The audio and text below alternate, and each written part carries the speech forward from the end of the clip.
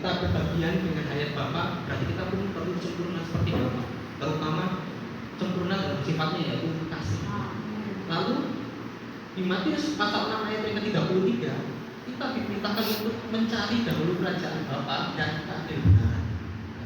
Kita perlu mencari karena kita berbicara tentang kerajaan, ya perlu yang kita cari hanya kerajaan Bapa, dan dasar dari kerajaan Bapa adalah keadilan benaran Bapa, sehingga kita perlu mencari kerajaan Bapa dan keadilan benaran.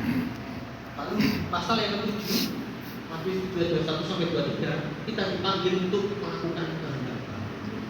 Dan saudari, pasal 5 sampai pasal 7 itu menuntun kita untuk kita bisa melakukan kehendak Bapa.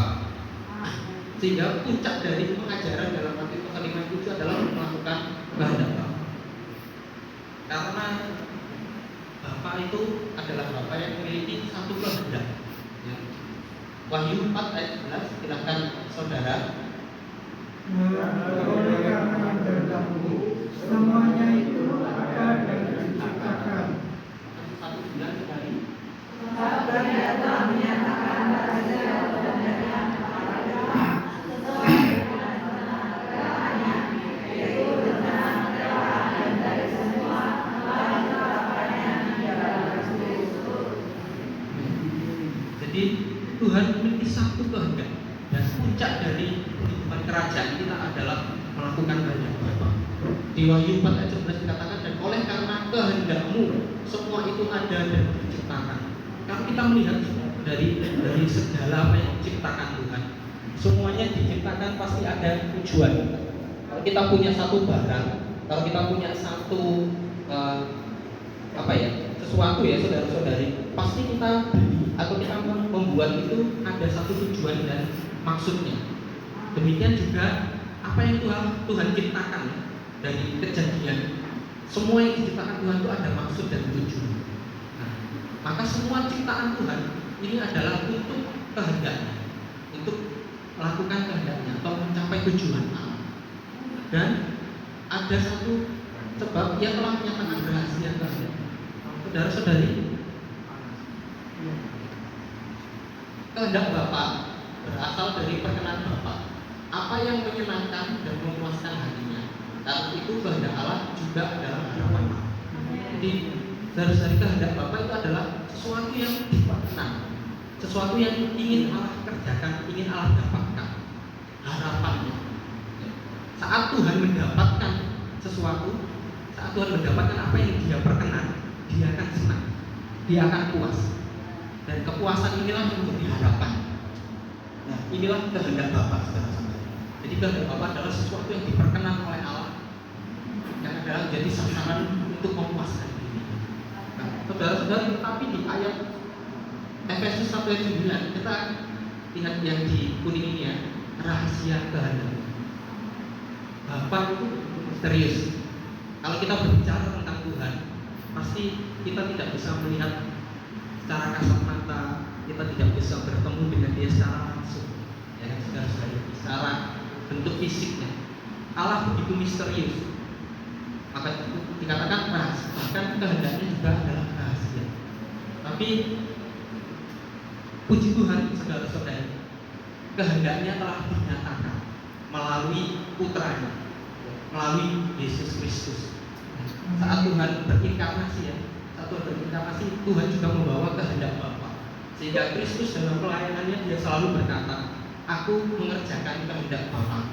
Bukan aku yang melakukan, tetapi kehendak Bapa pula yang mengerjakan. Jadi kehendak Bapa dinyatakan melalui Kristus, saudara-saudari. Memang Bapa itu begitu rahasia, tetapi hari ini kita ada Kristus, saudara-saudari. Kristus yang berinkarnasi itu telah mewahyukan kehendak Bapa. Jadi segala sesuatu yang Allah inginkan ada di dalam diri Kristus.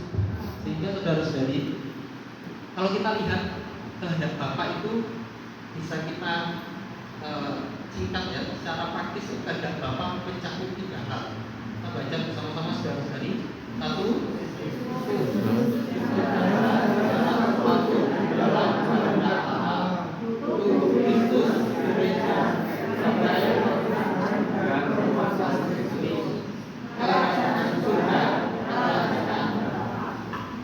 dari kerajaan kehendak Allah itu dapat mencakup 3 hal ini secara praktis. Karena Kristuslah yang menyatakan kehendak Bapa. Berarti kalau kita mau tahu apa itu kehendak Bapa, ya kita hanya perlu datang kepada Kristus. Kita hanya perlu menikmati Kristus, tidak ada yang lain. Karena hanya Kristus yang diperkenan Allah. Dari semua ciptaannya, saudara-saudari, manakah yang diperkenan oleh Allah? Bukankah itu hanya Kristus seorang? Maka dari itu, poin pertama, Kristus adalah segala sesuatu di dalam kehendak Allah. Karena kehendak Allah adalah sesuatu yang diperkenannya. Dan dari semua ciptaan, hanya Kristus yang diperkenan oleh Allah. Sehingga kehendak Bapa adalah apa adanya Kristus.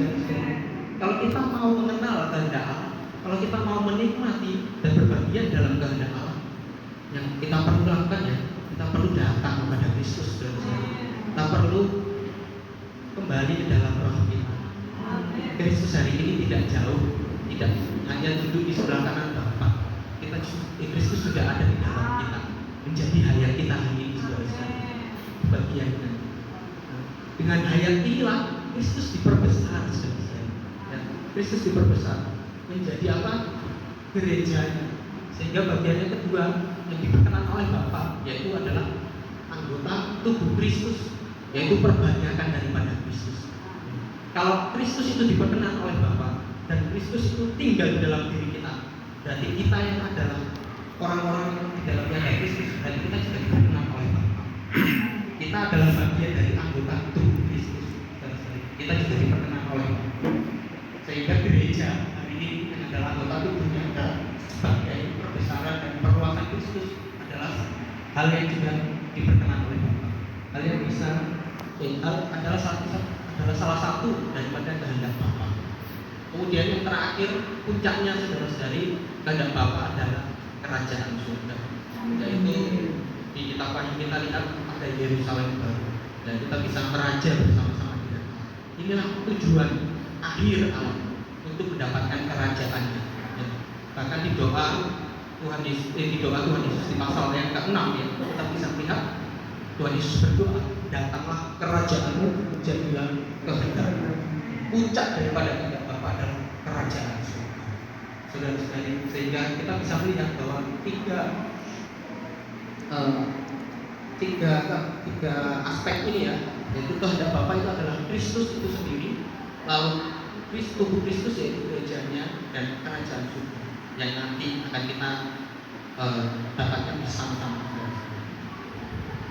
Nah, kita baca sama-sama ya saudara-saudari. Dengan mengenal kehendak Bapa, kita dimampukan untuk melaksanakannya, dipenuhi oleh Kristus, memperhitungkan Kristus, menyukai Kristus, dan membangun tubuh Kristus. Hingga kita masuk ke dalam kerajaan surga. Kita tahu saudara-saudari kalau kehendak Bapa ada di dalam Kristus, sehingga satu-satunya jalan supaya kita bisa melakukan kehendak Bapa ya hanya melakukan ini saudara-saudari. Kalau kita sudah mengenal kehendak Bapa adalah Kristus, kita bisa dimampukan untuk melaksanakan apa saudara-saudari? Jadi kita dipenuhi oleh Kristus, memperhidupkan Kristus, menyuplaikan Kristus, membangun tubuh Kristus, hingga kita bisa masuk ke dalam kerajaan. Semuanya adalah Kristus saudara-saudari. Kehendak Bapa, kita tahu kehendak Bapa dinyatakan melalui Kristus. Sehingga yang perlu kita kerjakan hari ini, ya kita perlu mendapatkan Kristus lebih banyak. Kita perlu berbagian dengan Kristus. Bahkan tidak hanya kita mendapatkan Kristus, kita perlu memperhidupkan Kristus. Kita perlu menyuplaikan Kristus. Dan penyuplaian ini untuk apa? Untuk membangun tubuh, sehingga tubuhnya bisa rampung dan menjadi kerajaan surga. Saudara-saudari, saat kita melihat kehendak Bapa ini adalah Kristus, kita tidak bisa melihat hal-hal yang lain. Hanya Kristus yang diperkenan oleh Allah. Jadi jangan pernah berpikir kalau kita melakukan banyak hal, banyak sesuatu, kita bisa melakukan kehendak Bapa. Kehendak Bapa hanya Kristus. Dan Kristus itu ada di dalam kita hari ini. Kita hanya perlu kembali ke dalam roh kita, menikmati Kristus, menyuplaikan Kristus, membangun tubuhnya dan menjadi orang-orang yang berbahagia dalam kerajaan surga. Amin. Kemudian bagian kedua, saudara-saudari, saat kita sudah tahu apa itu kehendak Bapa, nah, kita bisa masuk ke dalam bagaimana kita bisa melakukan kehendak Bapa. Poin praktisnya, saudara-saudari, itu kita bisa melakukan kehendak Bapa. Yang pertama adalah kita perlu bertumbuh di dalam ayat. Agar dapat melakukan kehendak Bapa, kita harus bertumbuh di dalam ayat Bapa.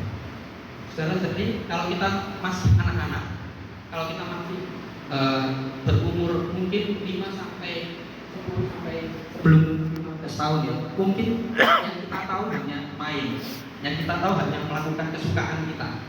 Kita masih belum tahu sebenarnya orang tua kita ini pengen apa dari kita. Ya, sebenarnya bapakku ini mendidik aku ini untuk apa? Kita hanya tahu kesenangan kita hanya tahu kesukaan kita. Tapi saat kita semakin bertumbuh, kita semakin dewasa, kita akan mengerti ya, apa yang dikehendaki orang tua kita bagi diri kita. Demikian juga kita hari ini di dalam kerohanian kita, saudara-saudara. Kita perlu bertumbuh di dalam hayat supaya kita bisa mengerti itu kehendak apa. Tanpa kita bertumbuh di dalam hayat, kita tidak akan pernah menyadari kita Bapak punya satu kehendak di dalam diri kita. Bapak punya satu tujuan. Sehingga poin pertama yang paling penting yaitu kita perlu bertumbuh di dalam ayat. Kemudian setelah kita bertumbuh di dalam ayat, kita dalam proses pertumbuhan kita perlu sering bergaul dengan Allah Bapa. Hal ini dimulai dengan menyeru nama Tuhan dan bersekutu dengannya hingga kita menjadi kerabat. Saudara-saudari, kalau kita melihat kita bertumbuh, tapi kalau kita nggak pernah ngobrol sama orang tua kita, ya kita nggak pernah nyambung sama dia. Kita nggak pernah punya hubungan, kita bahkan nggak tahu. Oh ternyata bapakku sukanya begini. Oh ternyata bapakku nggak sukanya begini.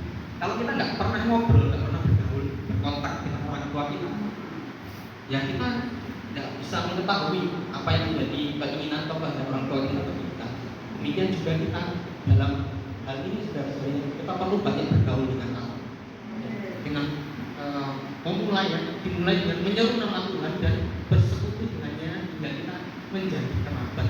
Saking dekatnya kita sampai menjadi kerabat, saudara-saudari.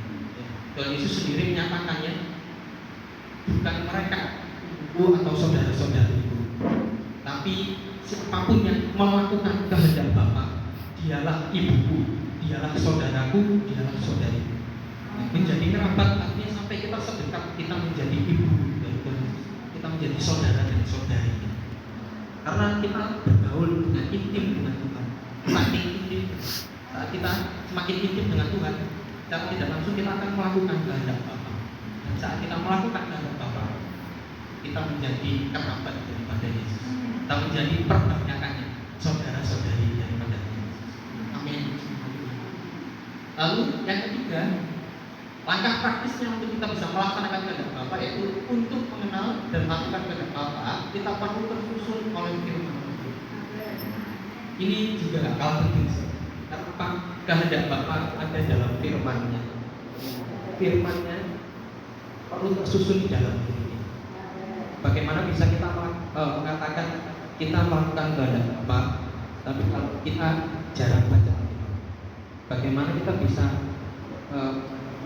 berkata aku melakukan kehendak Bapa, tapi kita nggak tahu ayat-ayat yang mendasari setiap pelayanan kita, ayat-ayat setiap gerak-gerik kita sebagai orang Kristen.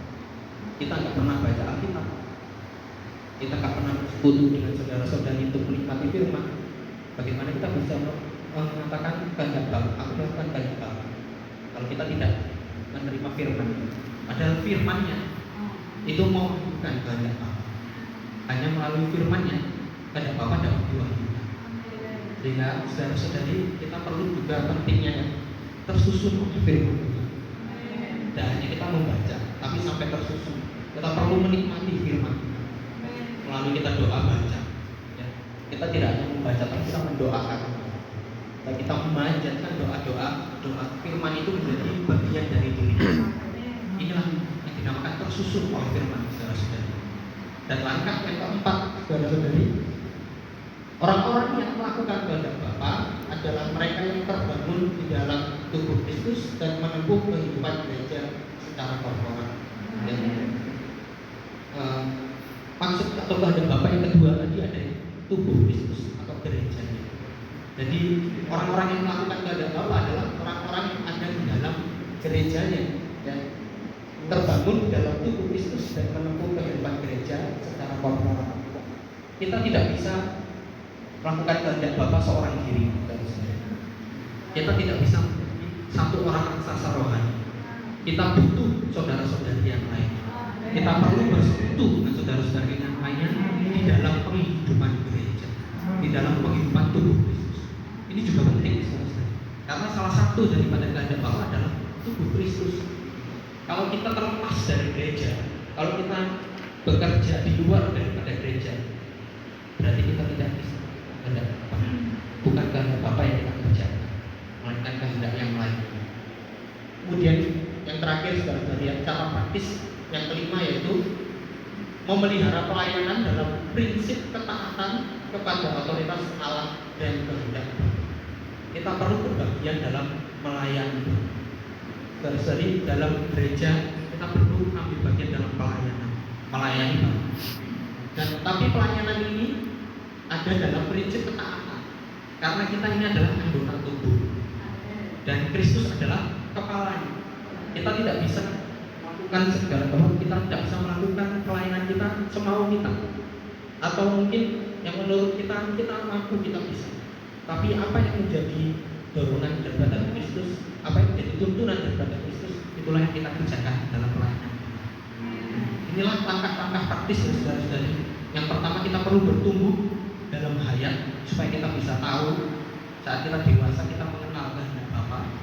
Lalu kita perlu bergaul dengan Bapa melalui kita mengontak dengan Dia bersama hari ke hari, waktu demi waktu, sampai kita benar-benar akrab dan menjadi kerabat Kristus.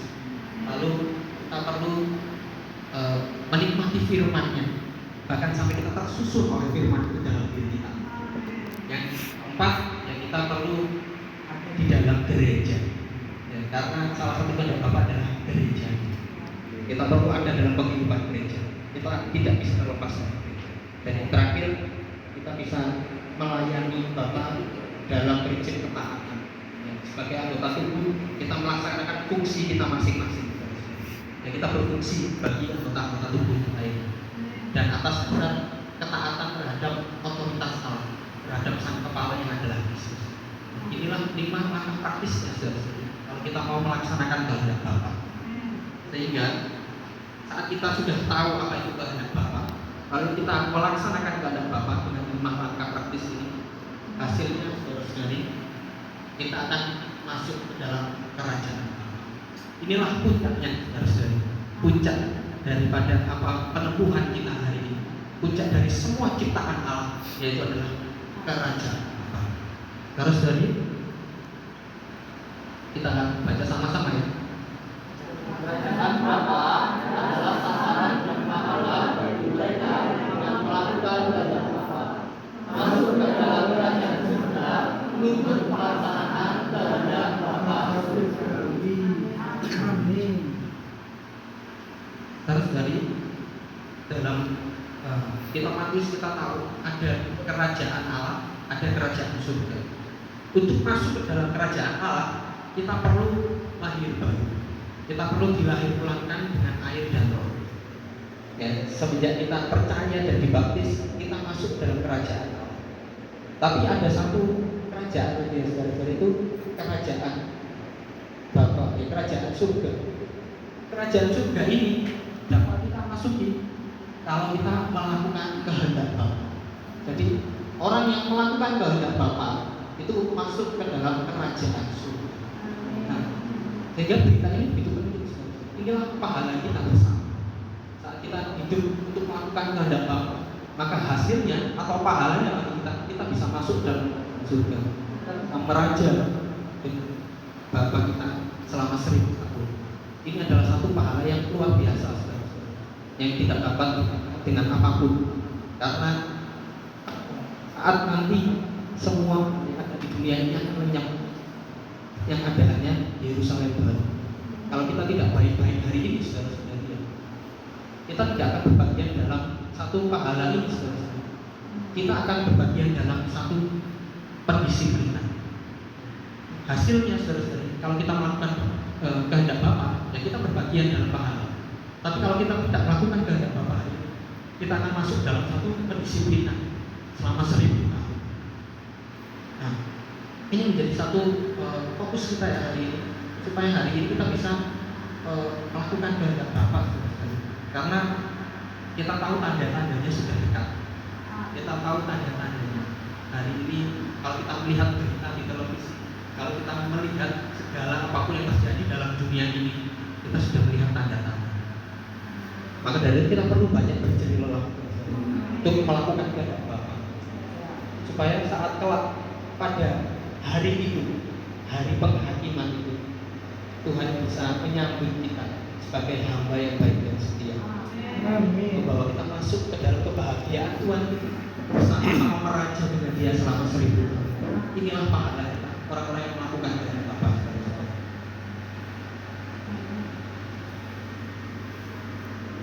Tetapi saudara-saudari, melakukan kehendak Bapa tidak hanya sekedar melayani Dia, tidak hanya sekedar melakukan sesuatu yang baik, tidak hanya sekedar menyeru nama Tuhan. Ya. Kita baca sama-sama, saudara-saudari. Seru kepada Tuhan, melayankan kita untuk diselamatkan. Namun untuk masuk ke dalam kerajaan surga, kita juga harus melakukan kehendak Bapa. Saudara-saudari, kita percaya kita telah diselamatkan, dan kita adalah orang-orang yang berseru kepada nama Tuhan. Tapi berseru saja tidak cukup. Kita perlu melakukan kehendak Bapa untuk kita bisa masuk dalam kerajaan surga.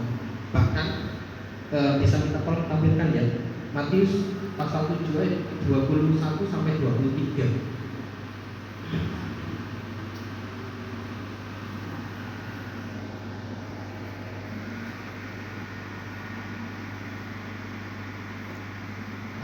Terus dari kita baca sama-sama ya.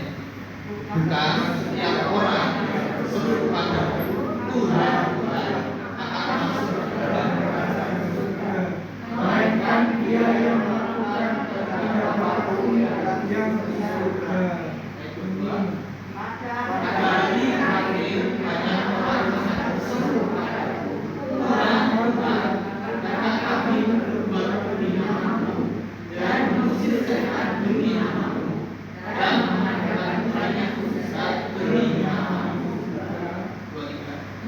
Pada waktu itulah aku akan terus terang kepada mereka dan berkata, aku tidak pernah mengenal kamu, hanyalah daripadaku kamu semuanya membuat kejahatan. Oh Tuhan Yesus, saya membaca dari ayat yang ke-22 sendiri. Ayat yang ke-22, Tuhan tidak tutup mata ya terhadap pekerjaan kita. Tuhan membiarkan kita berbuat, kita mengusir setan, kita mengadakan banyak mujizat. Mungkin hari ini banyak pelayanan yang kita lakukan, Tuhan tidak tutup mata dengan hal itu. Tetapi di ayat yang ke-23, Tuhan tegas dan berterus terang mengatakan padanya,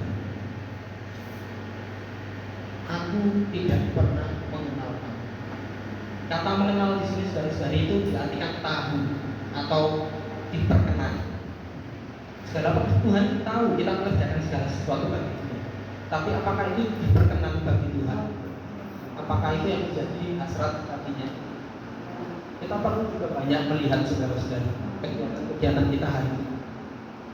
Meskipun kita bersidang, meskipun kita dalam pemulihannya, kalau itu tidak ada dalam otoritas malam, kalau itu tidak bagi Kristus dan gereja, kalau itu tidak bagi pertumbuhan hayat kita, semuanya tidak diperkenan oleh Allah. Dan akhirnya Tuhan Yesus akan berterus terang pada hari itu, berterus terang pada kita, aku tidak mengenal kamu, semua yang kamu lakukan tidak kuperkenan. Oh betapa menyakit hati, jadi sakit hati yang begitu dalam. Kita banyak melakukan pekerjaan, tapi bukan itu yang menjadi kehendak Bapa. Sehingga berita pada hari ini begitu penting. kehendak Bapa adalah Kristus. Salah satu bagian untuk kita bisa menikmati Kristus adalah kehendak Bapa. Kita melakukan semuanya atas dasar otoritas Bapa. Kita anggota tubuhnya, kita menjadi anggota tubuhnya, berfungsi sesuai dengan otoritas Bapa. Bukan atas kemampuan kita, bukan atas motivasi diri kita, bukan atas kepandaian apa yang jadi ketangkasan kita, tapi semuanya atas dasar kehendak Bapa. Jadi bahwa otoritas Bapa. Bahkan dikatakan saudara-saudari, nyalah daripadaku kamu sekalian pembuat kejahatan. Kalau kita lihat pembuat kejahatan, kalau dalam bahasa Indonesia itu ya mungkin kita bisa tafsirkan ya hanya orang-orang yang melakukan kejahatan. Tapi dalam bahasa Inggris saudara-saudari, pembuat kejahatan ini bahasanya itu lawlessness atau tidak taat hukum atau pemberontak. Lawlessness itu berarti kita tidak mengikuti aturan, menyimpang pada dalam.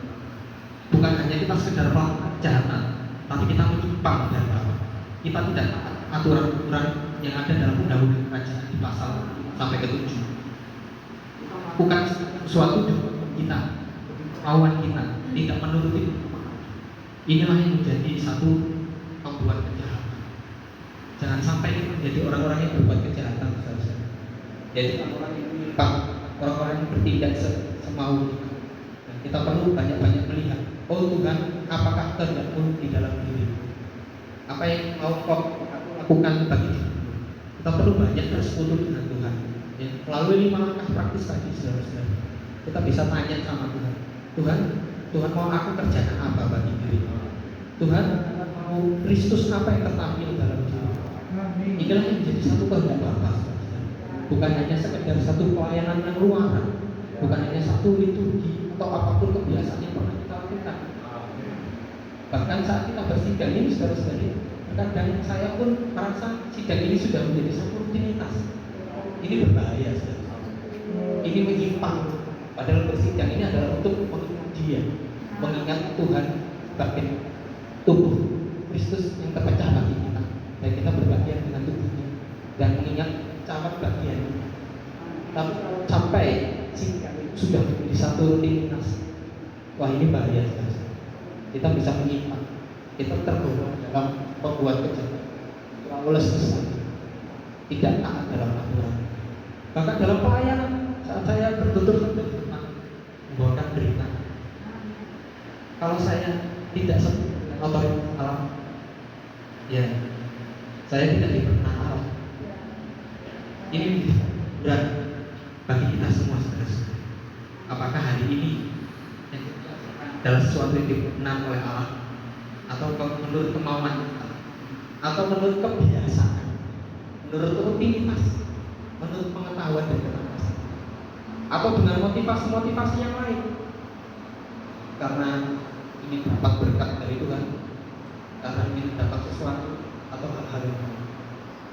Ini menjadi satu kemenangan bagi kita, sehingga hasil daripada semuanya ini saudara-saudari, kita tidak diperkenan oleh Allah.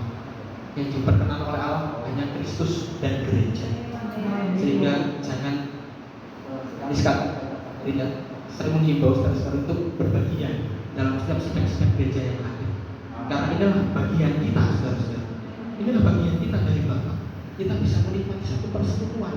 Kita bisa menikmati Kristus secara korporat. Inilah bagian kita dari Bapa. Sehingga hanya setiap sidang-sidang semua bagi Kristus dan gereja. Setiap pelayan, setiap apa yang kita kerjakan, studi kita, pekerjaan kita, bahkan segala hal dalam kehidupan kita, semuanya hanya bagi Kristus dan gereja. Inilah kehendak Bapa, dan kita perlu melaksanakan supaya kita bisa masuk dalam kerajaan surga. Pujian. Jadi saya sampai di sini bisa dilanjutkan, saudara-saudara.